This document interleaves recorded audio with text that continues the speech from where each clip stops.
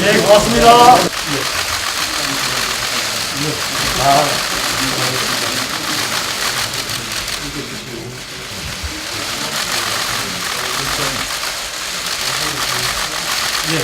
다음에 우리 오세훈 전 서울시장이 자유한국당에 입당하고 나서 본인의 후회에 대해서 간단한 기자간담회를 하겠습니다.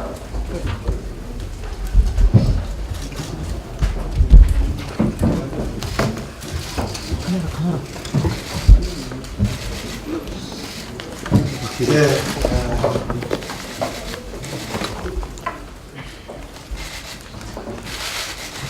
참여관에서 간단하게 인사를 드리도록 하겠습니다. 나라가 참 어렵습니다. 이 문재인 정부는 어려운 사람들을 이해하고 또 어려운 분들의 형편을 좀 낫게 해드리겠다 라는 목표를 가지고 정부가 출범했습니다. 그런데 지난 1년 6개월 정도 지켜보면서 오히려 어려운 분들이 훨씬 더 어려워지는 이런 상황을 우리는 정부의 통계 자료를 통해서 지켜보고 있습니다. 참으로 가슴이 아픕니다. 또 북핵 폐기를 참으로 중요한 우리의 죽고 사는 문제와 연결해서 중요한 국가 목표로 삼고 있습니다. 이 부분에 대해서도 전혀 진척이 없습니다. 또 이 문제를 처리하는 과정에서 우리와 가장 찰떡 공조를 이루어야 할 한미 동맹조차 엇박자를 보이고 있다라고 하는 것이 많은 국민들의 우려입니다. 이런 모습을 지켜보면서 더 이상 이 정부의 이런 무능과 그리고 고집스러운 폭주에 대해서 그대로 지켜볼 수만은 없다 하는 생각을 하기에 이르렀습니다. 이렇게 국내 정치도 그리고 외치도 정말 좋은 성적을 주기 어려운 이런 상황인데 불구하고 집권 여당의 대표는 입만 열면 20년 집권을 이야기하고 있습니다. 국민 앞에서 반성을 하고 좀 더 잘해서 당초에 약속했던 대로 어려운 분들 생활을 좀 더 빨리 낫게 해드리겠다 하는 취지의 반성문을 써도 부족한 판에 오만하게도 20년 집권을 계속 입에 올리고 있습니다. 이러한 현상은 우리도 반성할 부분이 있다고 생각을 합니다.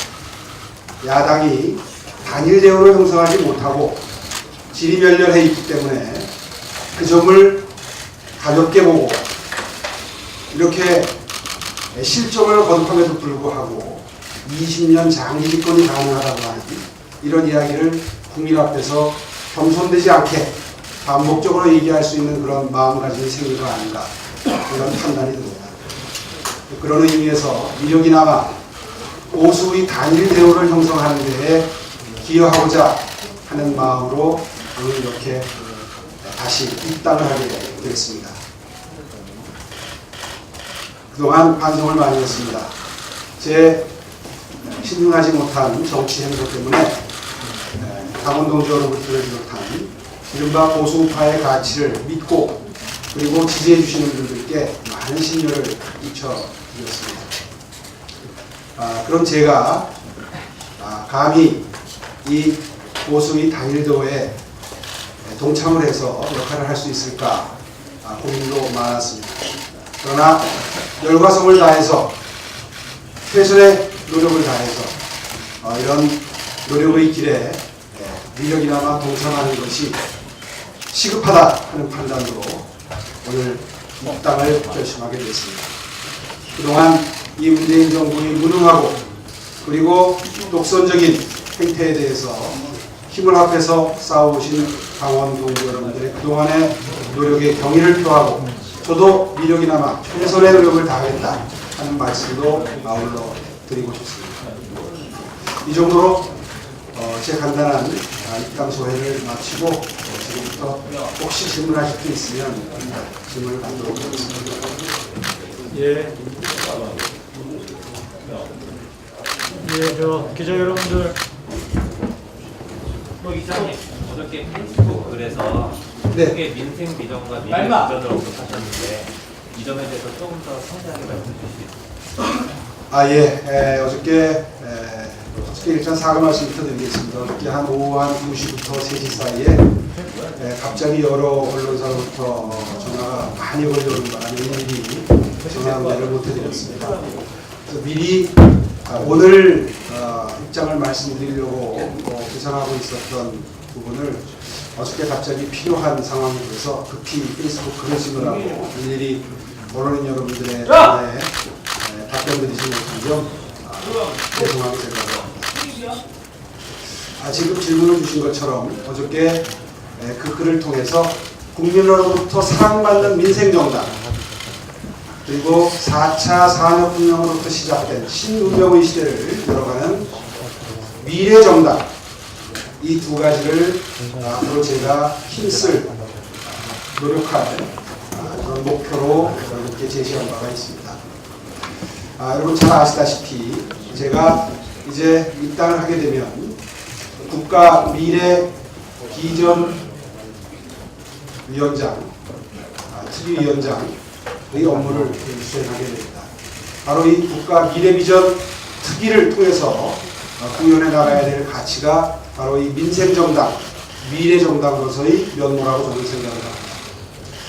잘 아시다시피 그동안 8년간의 휴직 동안 한양대학교와 고려대학교의 특임교수와 석좌교수를 거치면서 제가 주로 고민하고 연구하고 관심을 가졌던 영역이 이런 미래와 정책의 상관관계에 관한 주제였습니다. 이제는 많은 국민 여러분들이 숙제하고 계시지만 4차 산업혁명이라고 하는 거스를 수 없는 대세에서 뒤처지게 되면 국제 경쟁에서 설당을 잃게 됩니다. 그런 의미에서 앞으로 국가 번영을 위해서 우리가 천착해야 될 부분이 4차 산업혁명 분야인데요. 이 4차 산업혁명이 비단 산업 분야에만 영향을 미치는 것이 아니라 이것이 숙성되게 되면 복지, 교육, 노동을 비롯한 모든 국가의 활동 영역에서 혁명적인 변화를 가져올 수밖에 없고 그렇기 때문에 이 부분에 대한 심층적인 연구 그리고 당 차원에서는 보수파의 가치에 입각해서 어떠한 준비를 해야 될 것인지 숙제가 참으로 많습니다. 사실 그동안 학교에 있으면서 이 부분에 대해서 저 나름대로 젊은 학생들과 함께 뒹굴고 토론하면서 정리된 생각들이 조금 축적되어 있습니다. 이것을 최근에 발표되고 있는 당의 아이노믹스를 비롯한 비대위의 스탠스와 보조를 맞추어서 국가 비전을 어떻게 만들어갈 것인지 어떻게 구체화해 나갈 것인지 이것이 앞으로 당분간 제가 당을 위해서 또 국가를 위해서 해야 될 일이라고 생각합니다. 아울러서 미래를 보는 세계의 창 중에 4차 산업혁명도 있지만 저출산 고령사회도 거스를 수 없는 미래의 대세입니다. 사실 저출산 대책에만 초점이 맞추어져 있지만 이 저출산 고령 현상으로부터 비롯되는 사회관계 정책의 엄청난 변화의 물결이 다가오고 있습니다. 실제로 인구는 줄고 가구 수는 늘고 또 가구의 사이즈는 줄어들고 그리고 평균 연령, 가구의 평균 연령은 올라가는 이러한 우리 모두 예측하고 있는 사회 현상이 엄청난 사회관계 정책의 근본 틀을 바꿔놓고 있습니다. 여기에 대해서 충분한 대비가 있어야 될 것이고 미래 비전을 그리는데 가장 중요한 하나의 틀거리가 될 것이라고 생각합니다. 그리고 마지막으로 또 하나의 창은 남북관계입니다. 잠시 전에도 언급을 했습니다만 이 정부는 조급하고 그리고 긴박한 마음에 지금 과속을 하고 있다고 생각을 합니다. 그 과속의 와중에 궁합이 잘 맞아야 할 한미관계가 지금 기초부터 균열이 생기기 시작합니다. 제가 알기로는 조만간 당에서도 비대위에서도 이 평화 이니셔티브라고 해서 비대위원장님께서 곧 아마 이번 주 내로 발표를 한다고 제가 듣고 있는데 미리 대화를 나눠보니까 제가 그동안에 학교에 있으면서 주로 대중과 호흡하면서 강연을 했던 이런 죽고 사는 문제, 다시 말해서 외교 안보에 관한 스탠스가 이 비대위의 평화 이니시티브와 상당히 일치한다, 그런 생각을 했습니다. 다행이라고 생각합니다. 그래서 이런 문제를 포함해서 국가의 미래 비전을 죽고 사는 문제, 외교 안보 문제, 그리고 어떻게 잘 살 것인가, 먹고 사는 문제, 4차 산업혁명, 그리고 어떻게 살 것인가, 저출산, 고령사회로부터 비롯되는 변화, 이런 부분에 대해서 기초적인 밑그림을 그리고, 그리고 앞으로 당이, 그리고 우리 나라가 나아가야 될 방향에 대해서 이 민생정당과 미래정당이라는 화두에 담아서 그 비전을 설정할 생각입니다. 앞으로 자세한 부분에 대해서는 옆에 계시는 우리 사무총장님과 긴밀하게 협의를 해가면서 그 특위를 구성하고 활동을 시작할 생각입니다. 시장님, 미래 말씀 잘 들었고요. 과거를 한 번 짚고 넘어가지 않을 수가 없는데 약간 무슨 말씀에서 반성을 한다는 말씀을 하셨어요. 그러면 이제 과거 서울시장 그 무상급식 주민투표를 걸고 서울시장님이 걸었던 일을 말씀하시는 것 같은데 그 부분에 대해서 조금 더 부연 설명을 해주실 수 있는지. 왜냐하면 보수우파 지지자들은 그 당시 시장님한테 실망을 한 점도 좀 많이 있거든요. 그 부분에 대해서 좀 짚고 넘어가셔야 될 것 같아요. 예, 질문 주셔서 고맙습니다. 그 질문이 안 나오면 제가 일부러라도 말씀을 좀 드리려고 했는데, 일단 일어나서 큰 절부터 드리겠습니다. 그동안 여러 차례 언론 인터뷰 기회를 통해서 반성과 사죄의 말씀을 드렸습니다마는 오늘 입당하는 시점이니만큼 다시 한번 사죄의 마음을 담아서 인사를 드리는 게 도리라고 생각합니다.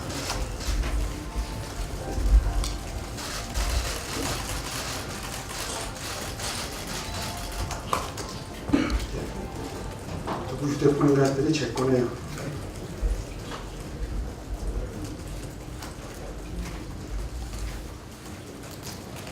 죄송합니다.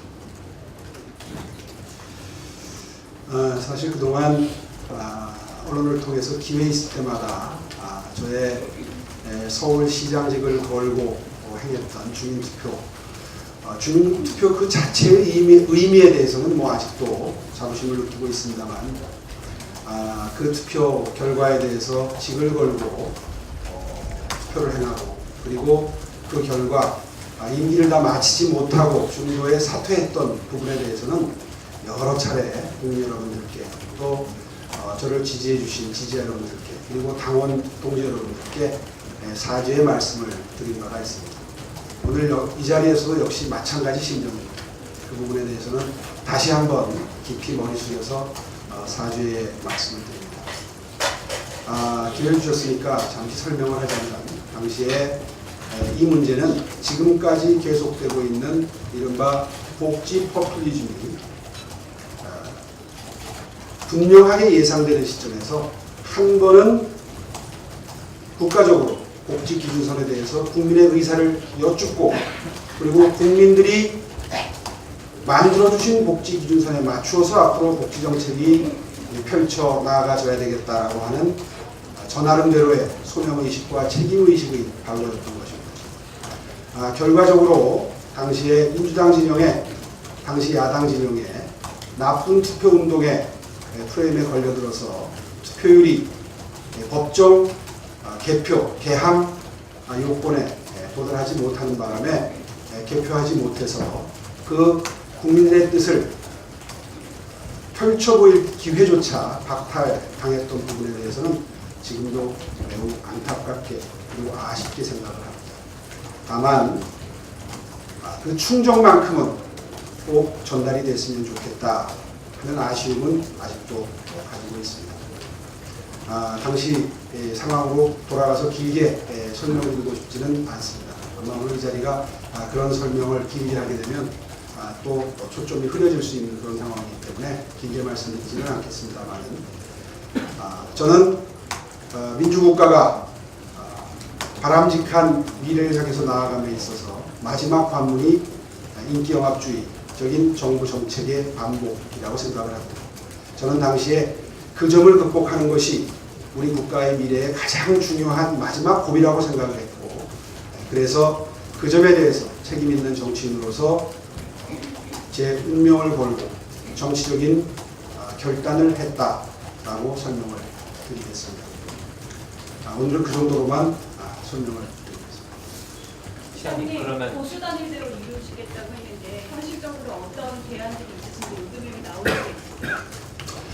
예, 사실 내년에 치루어지는 우리 자유한국당의 전당대회가 이른바 보수의 가치에 동의하는, 보수파의 이념과 철학에 동의하는 모든 정파가 모여서 치르는 그런 통합 전당대회가 되면 가장 바람직할 것이다 라는 생각을 가지고 있습니다. 그런데 요즘 돌아가는 형편을 보니까 아마 현실적으로 그것이 실현되기에는 쉽지 않은 상황인 것으로 판단이 됩니다. 그렇더라도 이 우리가 나아가야 될 방향에 대해서는 끊임없이 국민 여러분들께 동의를 구하고 반복적으로 함께 할 수 있는 분들에게 요청을 드리는 것이 그 절차적으로도 또 명분을 쌓는다는 측면에서도 꼭 필요한 일이라고 생각을 해서 저도 그러한 주장에 늘 목소리를 함께 해왔습니다.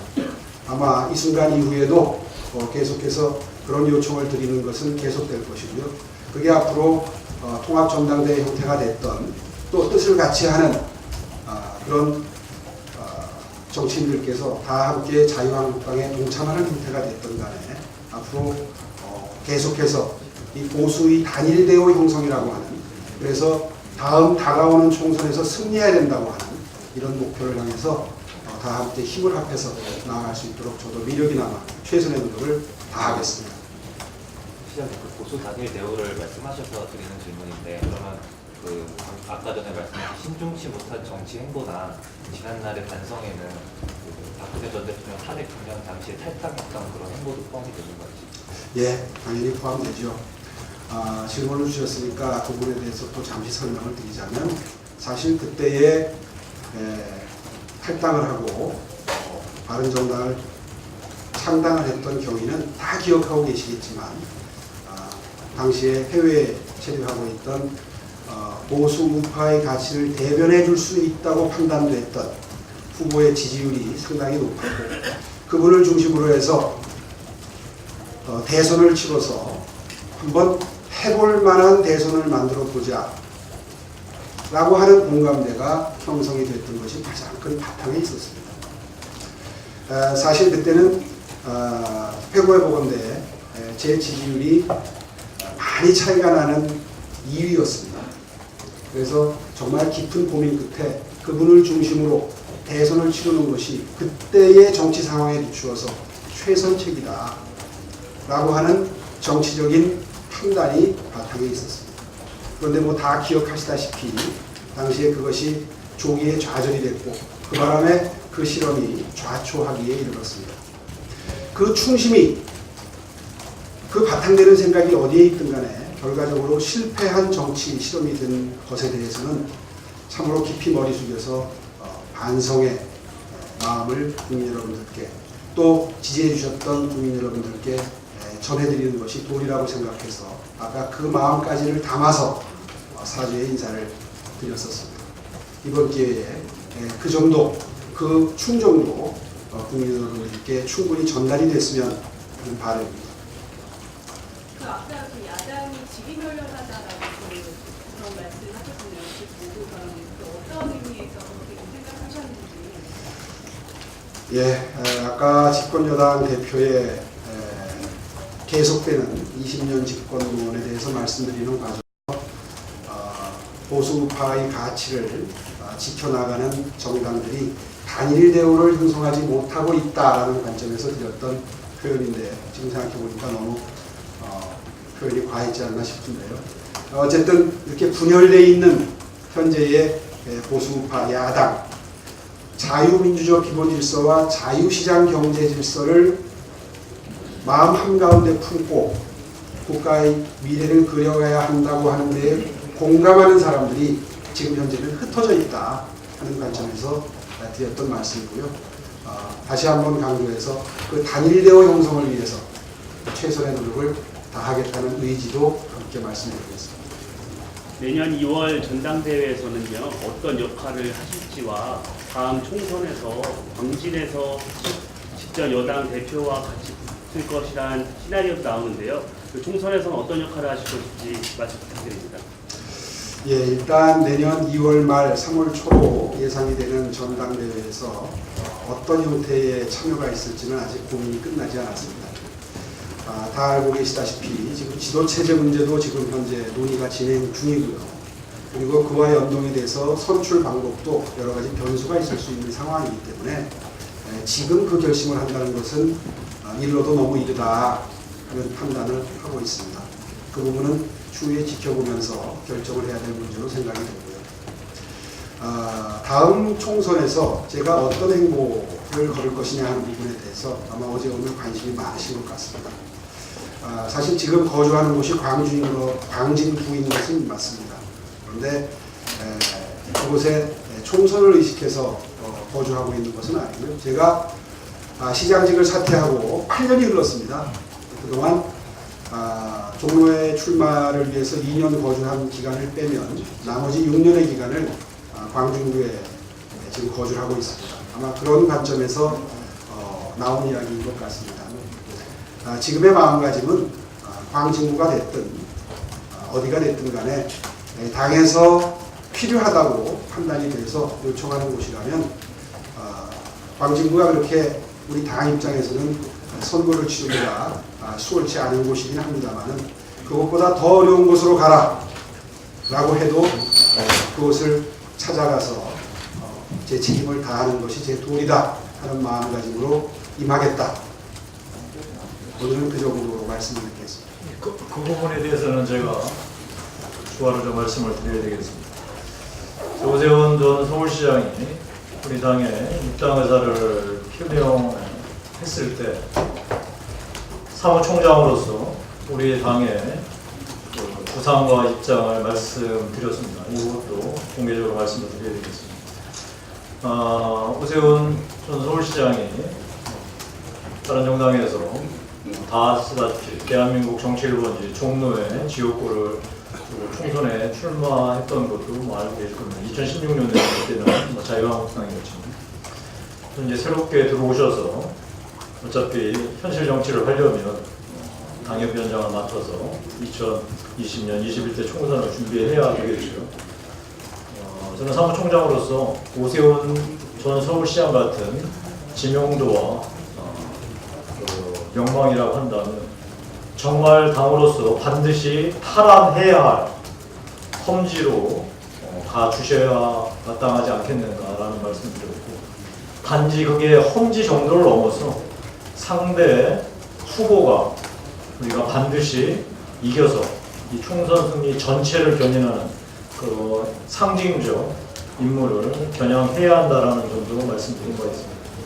이에 대해서 오세훈 시장께서는 뭐 입당하면서 그런 생각들도 다 정리해서 말씀드리겠다고 얘기를 하셨고, 아까 답변이 아마 그에 가름한다고 생각합니다. 이거에 대한 말씀드리겠습니다. 예, 다른 질문.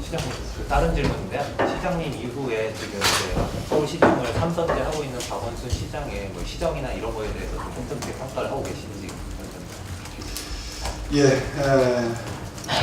좋은 질문 감사합니다. 드리고 싶은 말씀이 참 많습니다.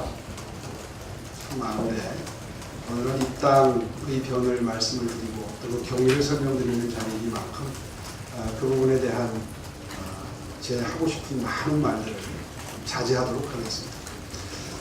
다 알고 계시다시피 제 퇴임 후에 박원순 시장께서 취임을 하셔서 제가 추진하던 많은 사업들을 취소하고 중단하고 늦추고 무화시키는 작업을 끊임없이 진행해 왔습니다. 그러다가 그것이 본인의 철학인 줄 알았더니 한 2, 3년 지난 다음부터는 슬그머니 별다른 설명 없이 그동안 해왔던 작업들을 다시 시작을 해서 지금 그 중에는 완성된 것도 있고 진행된 것도 있습니다. 아마 그런 모습을 지켜보시면서 서울 시민들 그리고 국민 여러분들께서 박원순 시장의 그러한 행보를 이미 마음속으로 평가를 하고 계시다고 저는 생각합니다. 굳이 제가 이 자리에서 이 기회에 그 자세한 사정을 설명드리는 것은 격에 맞지 않다 그런 생각 때문에 더 이상의 평가는 자제하도록 하겠습니다. 자, 그것도 제가 한마디 부연 설명해야 되겠습니다. 이건 매우 중요한 일입니다. 제가 우리 오세훈 전 서울시장을 두둔하려고 하는 게 아니고 우리 서울 시민의 안전과 서울시의 그 경쟁력을 높이는 여러 사업들을 박원순 시장이 토목 사업이라는 이 네이밍을 하고 나서 일방적으로 악화가 그것을 취소, 중단시킨 바 있습니다. 서울시 경쟁력의 가장 핵심인 교통 편리성을 위해서 당시 오세훈 서울시장 때 서부간선도로 지하화 사업, 경인고속도로 서울 도심 통과구간 제물포로 지하화 사업, 이 강변북로 정치지역에 대한 그 복층화 사업, 그다음에 그 동부간선도로 관련해서 이 지하화 사업, 그리고 서울 시민의 안전을 위해서 상습 침수 지역에 대한 대심도 수로 터널 사업, 이런 사업들은 서울 시민의 강력한 요구와 함께 서울시가 반드시 세계적 경쟁력을 갖기 위한 필수 사업들이었습니다. 이런 사업들을 토목 사업이라고 일방적으로 밀어붙이면서 다 중단했는데, 자, 2, 3년 지나니까 서울시장이 시민들로부터 한 게 없다, 맨날 그냥 동네에서 조그만 소꿉장난하듯이 자기 지지자들 모아놓고 하는 그런 몇 가지 사업들밖에 없다라는 비판에 직면하자 바로 이런 사업들을 슬그머니 자기가 기획하고 자기가 추진한 것처럼 한마디 경위 설명이나 사과 없이 그냥 진행을 한 바 있습니다. 여기에 서울 시민의 혈세가 낭비된 걸 생각하고는 정말로 도저히 묵과할 수 없고 용납할 수 없다는 점, 제가 서울시의 국회의원으로서 말씀드립니다. 시장님, 서울시장이셨으니까 드리는 말씀인데 서울교통공사에서 채용 비리 의혹이 나왔잖아요. 그걸 이제 자영업자에서 국정조사까지 추진하게 됐는데 이에 대해서 전직 서울시장으로서 입장을 한번 좀 말씀을 해주시면 정식 서울시장으로서 입장이라기보다도 분명히 시민으로서 지켜보는 제 소회를 말씀을 드리겠습니다. 비단 서울교통공사뿐만 아니라 우리 사회가 앞으로 바람직한 미래를 향해서 나아가려면 이른바 특권을 가진 세력, 기득권을 가진 분들이 양보를 해야 이른바 상생과 공생의 사회 분위기가 만들어질 수 있습니다. 사실 미래를 향해 나아감에 있어서 국가의 정책적으로 해결할 수 있는 부분이 있고 사회의 구성원들이 함께 가치관을 바람직하게 형성시켜가면서 나아가야 될 부분이 있습니다. 저는 이 문재인 정부의 행보를 보면서 집권 전에는 사회적 약자를 위한 정권이 되겠다고 다짐하고 또 다짐하고, 그리고 자유한국당을 특권층을 위한 정당이라고 몰아붙이고 공격하면서 집권을 했지만 사실상 지금의 정부 행태를 보면 우리 사회 상위 10%, 아마도 거의 대부분 20% 안에 들어가는 대기업 노조원, 공공기관 노조원, 이른바 민주노총 구성원들을 위한 그 계층을 위한 정권이 아닌가 하는 생각을 많은 국민들이 하지 않을 수 없는 정책들을 펴고 있습니다. 소득주도 성장을 한다는 명분하에 최저임금을 급속하게 과속해서 인상시킴으로써 중소기업, 중소자영업자, 그리고 영세상인, 그리고 거기에 고용되어 있는 분들, 방금 전에 말씀드린 대기업 정규직 분들과 이해관계를 상반되게 가질 수밖에 없는 이분들을 희생시켜가면서 대기업 노조, 그리고 공공기관 노조, 이분들의 입장을 대변하는 정책을 지속적이고 반복적으로 펼쳐오고 있습니다. 지금 질문하신 서울교통공사의 취업 부족이라고 해야 되나요? 이것은 빙산의 일각에 불과합니다. 우리가 보다 큰 관심을 가지고 그리고 초점을 맞추어서 고민해야 될 것은 바로 이런 이 정부의 이율배반적이고 모순된 언행이 일치하지 않는 이러한 정책의 시행에 대해서 이제는 비판의 목소리를 내고 바로잡아야 할 시점이다 라고 하는 문제의식을 가지고 있습니다. 이 부분에 대해서는 앞으로 기회 있는 대로 문제를 제기하도록 하겠습니다. 시장님 아까 그 목표 단일개혁 관련해서 한국당 안에서도 통합이 어려운 문제가 박근혜 전 대통령을 어떻게 볼 것인가 이 문제에 대해서 끝장 토론을 가자는 의견도 있고 뭐 그냥 놔두자 이런 의견도 있잖아요. 평소에 시장님은 어떤 생각이셨는지 궁금해요. 둘러서 질문하셨지만 직설적으로 말씀드리겠습니다. 지금 현재 이 정부의 무능과 잘못된 정책에 대해서 비판을 하는 그런 문제의식을 가진 분들이 시내에서 집회를 계속하고 계십니다. 이분들 중에는 박근혜 대통령에 대한 입장이 처음에 분명하게 어떤 다른 입장을 대다수의 시민들과 국민들과 다른 입장을 견지하고 시작된 모임이지만 시간이 갈수록 현 정부의 무능과 폭주에 대해서 우려하고 그리고 견제를 해야 한다는 마음가짐으로 이 집회에 참여하시는 분들이 점차 늘어나고 있습니다. 이제는 아마 그런 분들이 더 다수가 아닐까 생각합니다. 이런 분들의 충족을 생각을 해서 우리 자유한국당은 그분들의 그런 걱정과 우려를 모두 담아낼 수 있는 정당이 되어야 된다고 생각합니다. 그런 의미에서 이제 전당대회를 앞두고 그리고 앞으로 총선을 앞두고 친박이다 비박이다 잔류파다 복당파다 하는 이런 갈래를 만들어서 고비마다 스스로 국민적 우려와 그리고 걱정을 자초하는 일은 이제 스스로 자제해야 될 시점이라고 저는 생각합니다. 최근에 비대위 활동 과정에서 이 점이 예기치 않게 불거져서 다시 한번 국민 여러분들께 걱정을 끼쳐드리는 모습을 보면서 앞으로 자유한국당의 행로는 대화합의 행보가 되어야 될 것이다 라는 생각을 했습니다. 앞으로 자유한국당이 그런 길로 갈 수 있도록 미력이나마 최선의 노력을 다하겠다 그런 말씀을 드리고 싶습니다.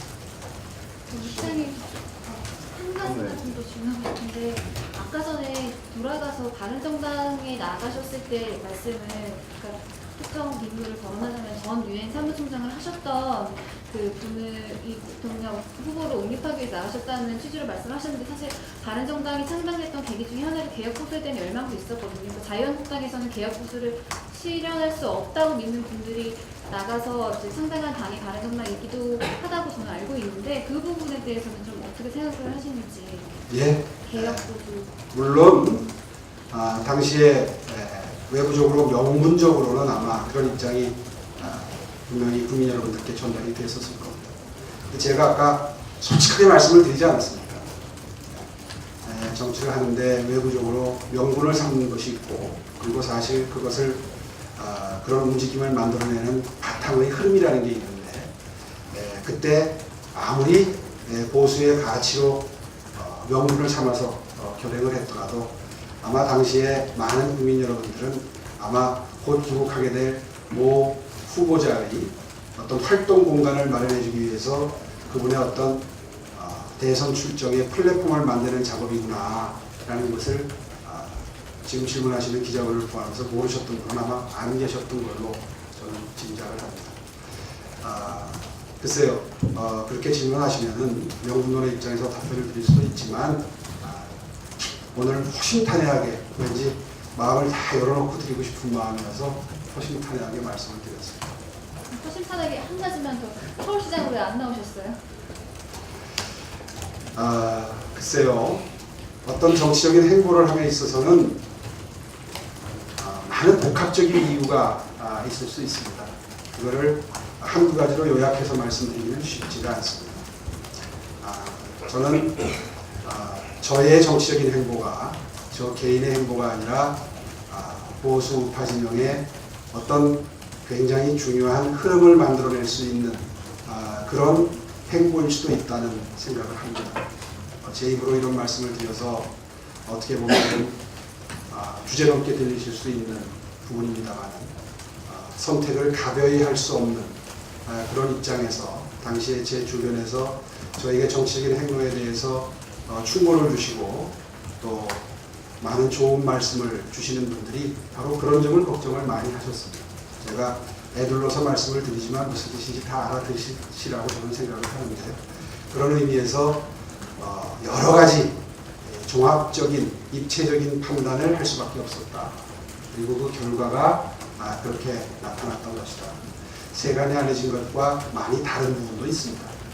보도되는 과정에서 당시에 권유의 정황이라든가 여러 가지 저한테 권유가 전달되어 오는 과정, 또 그때의 정치적인 정황, 역학관계 이런 것이 사실은 세간에 알려진 것과 모든 게 다 사실 일치하는 건 아니거든요. 근데 입당하는 마당에 그런 걸 일일이 다 말씀을 드리면 적절치는 않은 자리라는 생각이 드네요. 네, 그러면 감사합니다. 지금 질문이 많으시겠지만 오늘 또 다 잠깐 다른 일정이 있으셔서 오늘 기자간담회는 이걸로 마치고 다음 기회에 또 되시면 우리 시장님께서 자리 마련해 주시면 고맙겠습니다. 오늘 언론인 여러분 감사합니다. 이것으로 기자간담회를 마치겠습니다. 네, 관심 가져주시고 좋은 질문 많이 주신 언론인 여러분 정말 감사드립니다. 열심히 하겠습니다. 많이 도와주십시오.